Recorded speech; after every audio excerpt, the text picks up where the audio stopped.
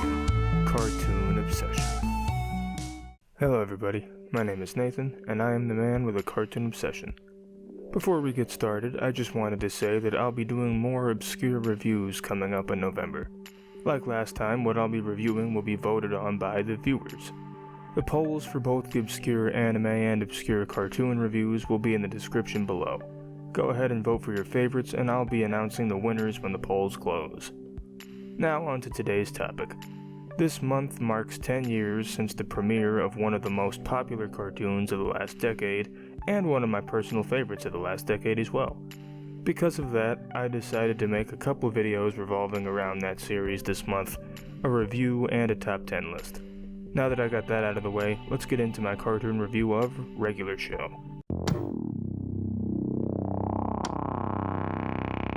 For those of you who may not be familiar with this series, Regular Show was created by J.G. Quintel, who had previously worked on shows such as Camp Lazlo and The Marvelous Misadventures of Flapjack, and later went on to create Close Enough, which I reviewed on this channel not too long ago.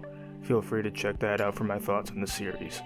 Regular Show ran on Cartoon Network from September 6th, 2010 to January 16th, 2017.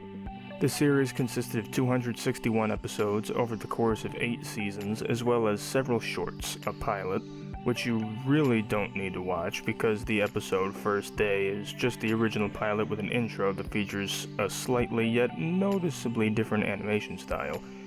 And there was also a TV movie, which on the opposite end of the spectrum is a must-watch. Regular Show was generally well received by viewers and critics, and it had good ratings as well. For a sizable portion of the show's run, most episodes were getting over 2 million viewers in the US alone.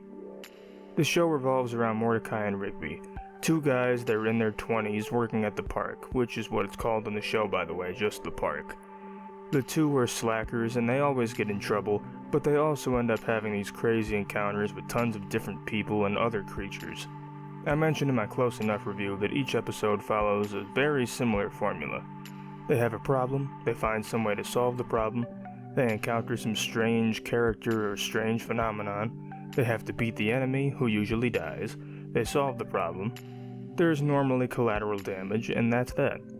I'm not gonna lie, when the show was still running, I got tired of that formula for a little while because I felt like I already knew what was going to happen in each episode.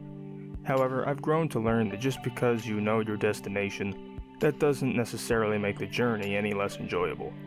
After all, the tagline for Regular Show was, "It's anything but," and that couldn't be a more accurate description. It got even more bizarre toward the latter part of its run. They added whole new story elements that I'm sure plenty of us didn't see coming, and the last season even ended up taking place entirely in outer space, which is why it was referred to as Regular Show in Space. Like I said, the series is rather bizarre and relies on absurdist humor and these unique characters and situations, but that's what gives it its own unique charm. The cast of characters helps with that as well. Let's start off with Mordecai. He's the more responsible of the main two, or at least he tries to be, but at the end of the day he's still a carefree, fun-loving guy who enjoys playing video games and hanging out with his friends. He also has a lot of lady trouble and he has a hard time conveying his feelings. Sometimes this causes him to make an ass out of himself, and he even ends up hurting people, but it's usually inadvertent. Mordecai's development is a bit of a roller coaster, but he's still a likable character overall. Rigby is the bigger troublemaker of the two. A lot of problems that happen throughout the series are because of Rigby. He's the least mature member of the group in the beginning, but he's also the character who gets the most amount of development throughout the series. Rigby has a great inspirational story in the latter part of the series, which was something I didn't expect when I first watched the show, but I'm glad that they went in that direction.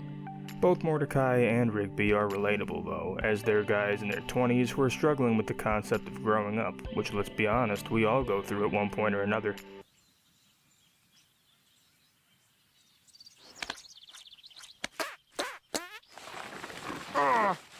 Ooh, I think you gonna blink. Yeah, right. Ha! Then there's Skips, who has quite the story. He's immortal, so he's been around for a very long time, and his life has been explored throughout a few different episodes. Skips is a hard worker though, and he's usually the one who tells Mordecai and Rigby how to get themselves out of whatever jam they're in. Wrong, I say! You were wrongfully wrong! Okay. What do you expect? It's like you guys ask me to solve a different problem every week. Yeah. Pops is an interesting character. He's the son of the park's owner and he's a bit strange. For example, his preferred form of currency is lollipops. Regardless, he's kind-hearted and he actually plays a pivotal role in the last season of the show, which again is something I'm sure most of us weren't expecting. Then we have Muscle Man and High Five Ghost, who, like Mordecai and Rigby, are best friends. They have similar personalities to Mordecai and Rigby, but they're more jerks in the beginning. Well, mainly Muscle Man, but they become more likable as the series progresses. The final member of the main cast is Benson, who is the park manager. He's usually yelling at Mordecai and Rigby for their mistakes and threatening to fire them. He's a strict boss, at least when it comes to them, but he's still a good boss, and he's been shown to be compassionate when he needs to be. There are also plenty of great supporting characters. Some of the more notable ones include Thomas, or Nikolai, who becomes an intern at the park in Season 4, and he's there for quite a while until it's revealed that he's actually a spy. He's a cool character. He serves his purpose. Then there's Mr. Maylard, the owner of the park, and Pops' father, like I mentioned earlier. He doesn't get a whole lot of screen time, but when he does make an appearance, he's usually either scolding Benson or implementing some sort of new rule or addition to the park. I mentioned earlier that Mordecai had a couple of love interests throughout the series. Those are Margaret and CJ, both of which are great characters. Margaret is more focused on her dream of becoming a journalist, a dream that I can relate to, by the way, but she's down to earth. She also goes through a lot of boyfriends throughout the first couple seasons. CJ is my favorite of the two. She has a more chill personality as a whole, but she does have a tendency to get jealous and lose her temper, which is a flaw, but it's a real human attribute that makes the character feel a little more real. The last supporting character of note to me is Eileen, who is Rigby's love interest and later on girlfriend. When Eileen is first introduced, she just comes off as a weird and quirky girl who Rigby doesn't seem to like, but she really grows on the audience and on Rigby as we all learn more about her. She even becomes a main part of the cast in the final season, and in my opinion, she doesn't feel shoehorned in. She feels like she really belongs there. Speaking of things that belong here, what really stands out about regular show is its use of licensed music. The soundtrack is mostly comprised of songs from the 80s, and they're usually used in montages, but they use some other songs like Through the Fire and Flames by Dragon Force, and my personal favorite that's used in the show, Hey Man, Nice Shot by Filter, which, in case you're unaware, was written about the public suicide of former Pennsylvania State Treasurer R. Bud Dwyer in 1987. It's rather interesting that in regular show it's playing in the background of a basketball game.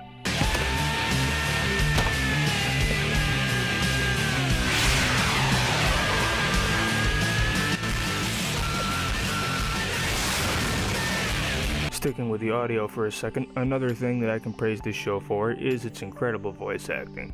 There are plenty of performances that are worth mentioning, but since I don't want to spend forever, I'll just mention a couple. Of course, J.G. Quintel does a fantastic job as Mordecai. I feel like J.G. Quintel's voice really works for this character. Of course, there's not much differentiation between that and his other voice roles, but you know, I feel like it works. And there's also William Salyers, who voices Rigby, who is another fantastic choice. I feel like his voice really fits the character of Rigby. Both of these guys have really great chemistry with one another as well, which really adds to the dynamic of the characters.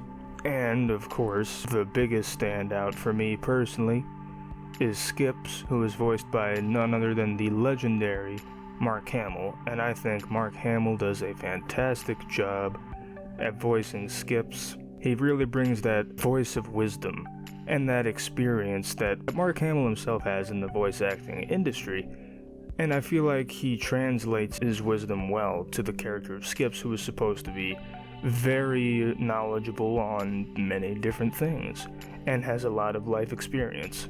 And there are some good supporting performances as well.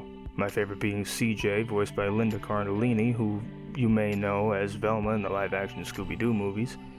And there are a couple of guest stars throughout the show as well, such as Stephen Blum, who makes many appearances. And other guest performances include the likes of Childish Gambino or Donald Glover, as well as Tyler the Creator, and many, many more. Visually, the show is fantastic. I really enjoy this art style, and I also like the fact that there is a wide variety of species of characters, like how Skips is a Yeti, Benson is a gumball machine, Eileen is a humanoid mole, and so on. The last thing that I'll praise this show for is its overall cool factor. What I mean by that is the fact that the characters act cool, there are a lot of cool visuals, and the episode premises and everything just come together in a really cool way. It's more of a nostalgia type thing. A lot of references to 80s culture, and maybe even older than that. I didn't grow up in that time period, and yet it still manages to make you feel that nostalgia factor.